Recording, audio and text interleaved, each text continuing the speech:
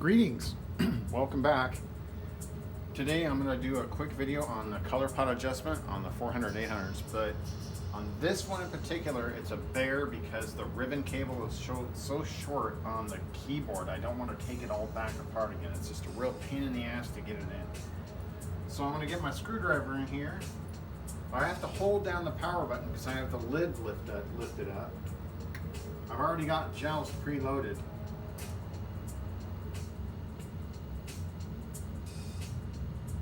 And hopefully the GTIA or the Antic are still good. If it's not, then I'll have to do another complete disassemble. Yeah, the color's way off. Okay, here we go. Shove it in there.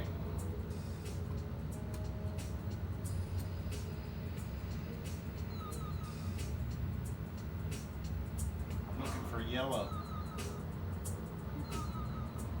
That looks pretty good, right? I had it.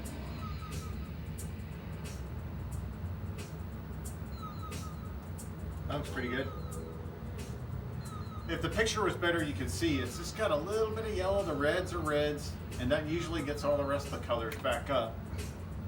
If the GTIA is good and the Antic's good. Sorry for letting go. It's kind of a wonky angle I'm at here. And usually when I redo a system, recap it, if it's done before and I recap the system, it's getting better voltages and you have to readjust the color pot. Anytime you really switch anything out, you might have to readjust the color pot. That looks pretty good. And now we'll see how Encounter looks. Because Encounter didn't look right, and neither did Rescue on Fractalus. So let me select it in my ghetto homemade SIO to SD. It works as good as I made it.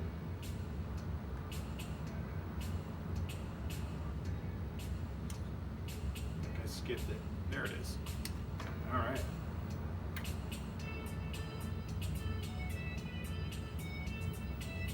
Let's just put the lid down. That would certainly help.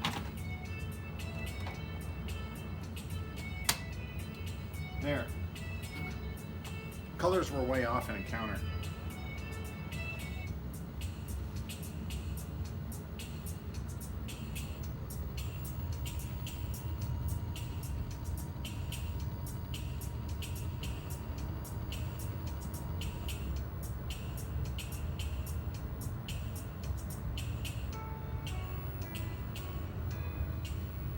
Looks pretty good. That doesn't look right. I think one of the chips is out, part of the GTIA.